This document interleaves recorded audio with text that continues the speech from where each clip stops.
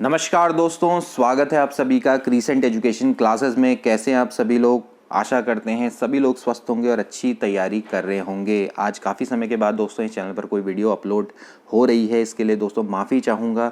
बिल्कुल व्यस्तता थी बीच में, बिल्कुल भी समय नहीं मिल पा रहा है, लेकिन प्रयास पूरा रहता है दोस्तों रेगुलर इंटरवल पर आपके लिए इम्पॉर्टेंट वीडियो और क्लासेस लेकर आते रहूँ। शिक्षण अभिरुचि के तो दोस्तों हमारा बैच चल ही रहा है लगातार दोस्तों। हम आपके लिए सीरीज़ में वीडियो अपलोड कर रहे हैं। इंपॉर्टेंट कंटेंट है दोस्तों, आपके जरूर काम आएगा। उत्तराखंड प्रवक्ता स्क्रीनिंग की प्रिपरेशन करते हो, चाहे आप CTT UTT की करेंगे, UTT के तो दोस्तों फॉर्म भी आ चुके हैं, उसके लिए अगर आप प्रिपेयर करें तो भी आप दोस्तों जुड़ सकते हैं। बस आपको सिंपली दोस्तों इसको सपोर्ट करना है इस सीरीज़ को, क्योंकि इस सीरीज़ को जितना आप सपोर्ट करेंगे उतना हमें मोटिवेशन मिलेगा और इससे भी दोस्तों बेहतरीन और वैल्यूएबल कंटेंट आपके लिए लेकर आएंगे और डेफिनेटली पूरी की पूरी दोस्तों आपकी मदद करेंगे जितनी कोशिश हो सकेगी हमसे। तो इसलिए दोस्तों आपको भी क्या करना है, ज़्यादा से ज़्यादा इस चैनल की दोस्तों जो क्लासेस हैं जो हम पढ़ाते हैं स्पेशली उनको सपोर्ट करना है और अपने दोस्तों के बीच में शेयर करना है। आज की वीडियो दोस्तों इन्फॉर्मेटिव है। आज आपको इन्फॉर्मेशन देते हैं उत्तराखंड LT को लेकर क्या अपडेट चल रही है। आयोग का लेटेस्ट नोटिफिकेशन। अब दोस्तों धीरे धीरे करके नई भर्तियां स्टार्ट होने लग गई हैं और ये अच्छी बात है, क्योंकि आप सभी के लिए दोस्तों मौका है। अब काफ़ी समय से आप लोग वेट कर रहे हैं, लेकिन अब धीरे धीरे आपका इंतज़ार ख़त्म हो रहा है। लगातार अब एग्ज़ाम भी हो रहे हैं UKPSC के द्वारा और कुछ भर्तियां भी निकाली जा रही है। अब ऐसे ही दोस्तों भर्तियां आती रहेंगी, इसके लिए आप आश्वस्त रहें। और इसके अलावा 2600 शिक्षक भर्ती को लेकर क्या अपडेट चल रही है उसके बारे में भी जानेंगे। तो चलिए आज की वीडियो को शुरू करते हैं। सबसे पहले दोस्तों हम बात करेंगे 2600 प्राइमरी टीचर्स की जो भर्ती दोस्तों चल रही है। काफ़ी विवादित दोस्तों ये भर्ती है। अब सुप्रीम कोर्ट एक तरफ तो सरकार पहुंची है किसको हटाने के लिए, NIS से जो DLED अभ्यर्थी है उनको हटाने के लिए, वहीं दूसरी ओर नियमावली में संशोधन की तैयारी, यानी कि दोहरी नीति। अब इस दोहरी नीति किस तरह से है, नियमावली में संशोधन के थ्रू दोस्तों ये प्राइमरी टीचर्स भर्ती में NIS DLED अभ्यर्थियों को शामिल करना चाह रहे हैं। वहीं दूसरी ओर उन्होंने सुप्रीम कोर्ट में याचिका डाल रखी है कि भाई शिक्षक भर्ती से जो प्राइमरी टीचर्स भर्ती चल रही है उससे NIS DLED अभ्यर्थियों को बाहर किया जाए। अब देखिए ये एक तरह की दोहरी नीति है। अभी किसके आदेश पर, शिक्षा मंत्री के आदेश पर दोस्तों जो निदेशालय है उसने प्रस्ताव बनाकर भेजा है, तो जिसका विरोध हो रहा है। एक्चुअली क्या है कि 2600 पदों पर दोस्तों, उससे अधिक पदों पर 2648 पदों पर दोस्तों निकली थी भर्ती, प्राइमरी टीचर्स की भर्ती दोस्तों निकली थी और इसमें पहले दोस्तों NIS DLED अभ्यर्थियों को भी शामिल कर दिया गया था सरकार के द्वारा। बाद में दोस्तों इसका विरोध किया गया, फिर विरोध करके जो NIS DLED अभ्यर्थी हाईकोर्ट चले गए। हाईकोर्ट ने दोस्तों इनको शामिल करने का ऑर्डर दे दिया कि NIS DLED को शामिल किया जाए। उसके बाद फिर ये सुप्रीम कोर्ट चले गए। सुप्रीम कोर्ट से दोस्तों इसमें स्टे लग गया। तो अब जनरली क्या है कि जो अभ्यर्थी है BEd TET अभ्यर्थी, वो ये कह रहे हैं जो DLED अभ्यर्थी उनको तो पूरी की पूरी ज्वाइनिंग मिल चुकी है, अब जो BEd TET अभ्यर्थी है वही रह गए। तो वो लोग ये डिमांड कर रहे हैं कि हमको जो बचे हुए 800 पद हैं उन पर ज्वाइनिंग दे दी जाए। लेकिन हो क्या रहा है कि सरकार ये चाह रही है कि पहले पूरा फाइनल डिसीजन आ जाए, यानी कि जब पूरा जो जजमेंट आ जाएगा सुप्रीम कोर्ट का फाइनल डिसीजन, उसके बाद ही हम ज्वाइनिंग देना शुरू करेंगे या भर्ती प्रक्रिया को स्टार्ट करेंगे। तो अभी दोस्तों यहाँ पर यही मामला फिलहाल चल रहा है। तो अब एक तरह से सुप्रीम कोर्ट पहुंची है सरकार, दूसरी ओर से नियमावली में संशोधन की तैयारी। एक बार दोस्तों जरा यहाँ पर देख लेते हैं। अब होना क्या है कि दोस्तों ये जो भर्ती प्रक्रिया है इसको पूरा होना अति आवश्यक है, क्योंकि इसके बाद दोस्तों प्राइमरी टीचर्स की और भी दोस्तों भर्तियाँ आने वाली हैं। अब उसमें आपको भी मौका मिलेगा। अगर आप सिंपल DLED अगर आप DLED अभ्यर्थी हैं तो आपको मौका मिलेगा ही मिलेगा। उसके अलावा अगर आप BEd TET भी होंगे तो भी आपके लिए मौके यहाँ पर बनेंगे, क्योंकि BEd TET अभ्यर्थियों को भी उसमें मौका मिलता है, ठीक है ना। लेकिन अब इसमें NIS और DLED अगर अभ्यर्थी अगर आ जाएंगे तो फिर मौके कहीं ना कहीं दोस्तों कम हो जाएंगे। तो इसलिए यहाँ पर दोस्तों बड़ा दिक्कत वाली बात है थोड़ा ये।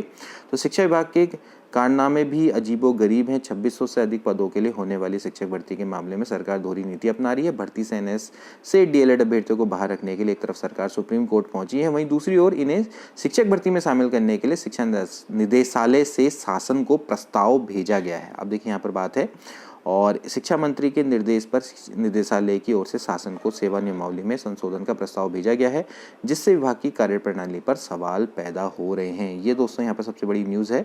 और शिक्षा विभाग ने नवंबर 2020 एवं 2021 में शिक्षक भर्ती के 2600 से अधिक पदों पर आवेदन मांगे थे। फिर 15 नवंबर 2021 को NIS से DLED अभ्यर्थियों को इस भर्ती में शामिल करने का आदेश किया गया, लेकिन BEd और डाइट से अभ्यर्थी अभ्यर्थियों ने इसका विरोध किया। बाद में शासन ने इस आदेश को रद्द कर दिया। इसके विरोध में NSDLED अभ्यर्थी हाईकोर्ट चले गए। हाईकोर्ट ने इनको कहा कि भर्ती में शामिल करो, जिसके खिलाफ बीएड अभ्यर्थी सुप्रीम कोर्ट चले गए। सुप्रीम कोर्ट ने इसमें स्टे लगा दिया। तो दोस्तों अभी फिलहाल यही चल रहा है, लेकिन नियमावली में संशोधन जो हो रहा है वो कहीं ना कहीं दोस्तों यहाँ पर एक तरह से सरकार का दोहरा रवैया है। इसके बाद दोस्तों LT को लेकर दोस्तों बहुत बड़ी अपडेट आ रही है। उत्तराखंड LT के रिक्त पदों पर रिजल्ट जल्द ही जारी होगा। दोस्तों ये UKSSC के अध्यक्ष GS मर्तोलिया का बयान आया है कि अब LT भर्ती में रिक्त रह गए पदों पर उत्तराखंड अधीनस्थ सेवा चयन आयोग इसी सप्ताह रिजल्ट जारी कर देगा। तो यानी कि इसी हफ्ते दोस्तों रिजल्ट आ जाएगा। आयोग के अध्यक्ष GS मर्तोलिया ने बताया कि कोर्ट के आदेश पर ऐसे अभ्यर्थियों के मूल्यांकन का काम पूरा हो गया है, जल्दी ही उनका भी रिजल्ट दोस्तों जारी होगा। तो यहाँ पर दोस्तों जैसे काफ़ी पद अभी रिक्त रह गए थे, तो अभी जिन अभ्यर्थियों का रिजल्ट रह गया था तो उन पर भी जल्दी ही रिजल्ट आएगा। तो LT के जो अभ्यर्थी है उनके लिए बहुत बढ़िया खबर निकल के आ रही है, क्योंकि अभी देखिए 1431 पदों पर दोस्तों भर्ती निकली थी। पूरे के पूरे 1431 पदों पर रिजल्ट अभी नहीं निकला था, लेकिन जल्दी दोस्तों अब आपको क्या कहते हैं यहाँ पर देखने को मिलेगा, क्योंकि कोर्ट के आदेश के बाद ऐसे अभ्यर्थियों के मूल्यांकन का काम जल्दी पूरा हो गया। तो इसके बाद दोस्तों आपको वेटिंग भी जल्दी ही देखने को मिल सकती है यहाँ पर। तो इसलिए अभी थोड़ा सा वेट करिए। देखिए मैंने हमेशा से बोला है कि थोड़ा सा सब्र रखें, सब्र का फल हमेशा मीठा होता है, कहते हैं, होता भी है। और जल्दी ही दोस्तों आपको यहाँ पर उत्तराखंड LT के रिक्त पदों पर भर्ती भी देखने को मिलेगी, जो कि LT 8 की है। इसके अलावा और आगे भी आपको निकलेगी, और इसके अलावा दोस्तों वेटिंग भी निकलेगी, और जल्दी ही जो बाकी जो पद रह गए उन पर भी जल्दी ही आपका रिजल्ट भी देखने को मिलेगा। अब बात करेंगे दोस्तों UKPSC के लेटेस्ट नोटिफिकेशन के बारे में। दोस्तों भर्ती निकाली गई है सहकारिता पर्यवेक्षक और पर्यावरण परीक्षक की। दोस्तों ये विज्ञापन प्रकाशन की तिथि है 10 जुलाई 2023 और 31 जुलाई 2023 तक का दोस्तों आपके पास समय है, और ये भर्ती दोस्तों आपकी निकाली गई है। तो आप दोस्तों यहाँ पर अप्लाई कर सकते हैं। देख लेते हैं, रिक्तियाँ थोड़ा कम है, लेकिन आगे जाके बढ़ेंगी। सहकारिता पर्यवेक्षक और पर्यावरण परीक्षक की दोस्तों ये आपके रिक्तियों की संख्या है। कुल संख्या दोस्तों अभी 55 है, लेकिन कोई बात नहीं। अब इससे पहले UKSSC ने दोस्तों प्रयोगशाला सहायक और पर्यावरण परीक्षक के 7 दोस्तों भर्तियां निकाली थी। तो जब ये 7 भर्तियां निकाली थी तो उस समय पे पदों की संख्या ज़्यादा थी, लेकिन अब क्या हो रहा है कि पहले एक एक करके ये निकाल लें। जैसे अभी इससे पहले प्रयोगशाला सहायक की भर्ती आई थी, लेकिन वो विधि पर आई थी। तो ठीक है, तो विधि प्रयोगशाला सहायक के 9 पदों पे दोस्तों भर्ती आई थी।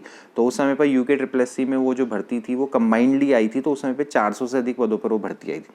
अब धीरे धीरे करके पार्ट बाय पार्ट ये भर्ती निकालने हैं। तो इसमें दोस्तों जैसे रेशम विभाग में सहकारिता पर्यवेक्षक की आई है, तो इसका लेवल 2 है, अराजपत्रित है। अनिवार्य शैक्षिक अर्हता की बात करें तो इंटरमीडिएट अगर आपने साइंस से किया हुआ है तो दोस्तों आप इसके लिए अप्लाई कर सकते हैं। ठीक है, तो इसके अलावा दोस्तों शहरी विकास के अंतर्गत एनवायरमेंटल सुपरवाइजर के 53 पदों पे दोस्तों भर्ती निकली है, और इसका लेवल 3 है, यानी कि 2000 ग्रेड पे, उस ऊपर वाले का 1900 ग्रेड पे में था।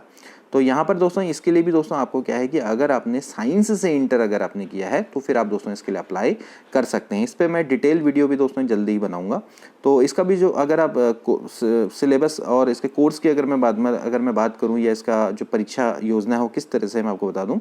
इसकी दोस्तों 100 मार्क्स की परीक्षा होगी, और इसमें दोस्तों अगर मैं बात करूं, या नीचे एक बार जरा देख लेते हैं, यहाँ पर दोस्तों यहाँ पर साफ साफ दिया गया परीक्षा आपकी वस्तुनिष्ठ टाइप की होगी, जिसमें आपसे सामान्य ज्ञान और सामान्य अध्ययन और इसके अलावा सब्जेक्टिव नॉलेज आपसे पूछी जाएगी।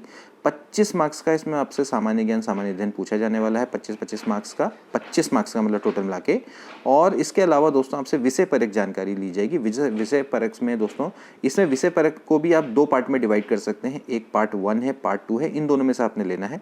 तो अगर आप ZBC वाले हैं, आप साइंस वाले इसको बहुत अच्छे से समझेंगे, यानी कि जूलॉजी बॉटनी केमिस्ट्री। तो जूलॉजी बॉटनी केमिस्ट्री वाले हैं तो आप एक वर्ग ले लेंगे। अगर आप दूसरे वर्ग में हैं तो यानी कि दूसरा वर्ग क्या होता है, BSc का PCM।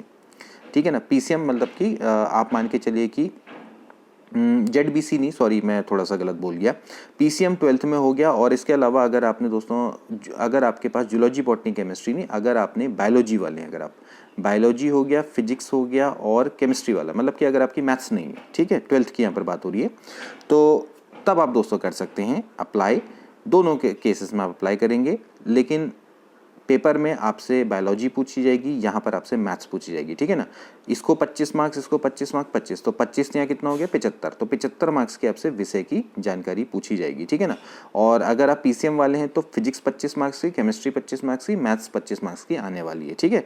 नेगेटिव मार्किंग इसमें होगी। तो यहाँ पर देख लीजिए वर्ग 1 में क्या है, भौतिक विज्ञान, रसायन विज्ञान और जीव विज्ञान, ठीक है। 12th की है तो मैंने थोड़ा गलत बोल दिया, जूलॉजी बॉटनी केमिस्ट्री में, उसको थोड़ा सा वो कर लेना स्किप। भौतिक मतलब फिजिक्स, केमिस्ट्री और बायोलॉजी, तो ये अगर आपका है पीसीबी वाले हैं, अगर आप पीसीबी वाले तो आप यहाँ वर्ग 1 में जाएंगे। अगर आप पीसीएम वाले हैं यानी फिजिक्स केमिस्ट्री मैथ्स वाले तो आप वर्ग 2 में जाएंगे। इस तरह से आप अप्लाई करेंगे, ठीक है ना। 25 मार्क्स 25 मार्क्स 25 मार्क्स, ये थोड़ा सा ध्यान में रखेंगे।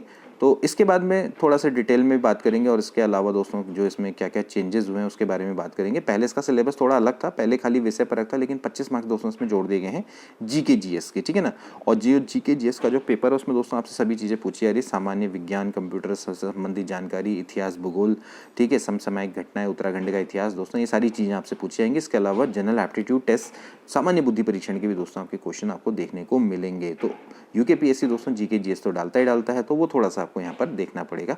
एक्स्ट्रा 25 मार्क्स का आपका बर्डन होगा। हालांकि दोस्तों ये 100 मार्क्स का ही पेपर होने वाला है। तो फिलहाल दोस्तों इसके बारे में मैं डिटेल में एक वीडियो बनाऊंगा और भी दोस्तों कुछ जो पद आएंगे उनके बारे में भी आपको नॉलेज देंगे। तो चलिए आज के लिए इतना ही, मिलते हैं नेक्स्ट वीडियो में।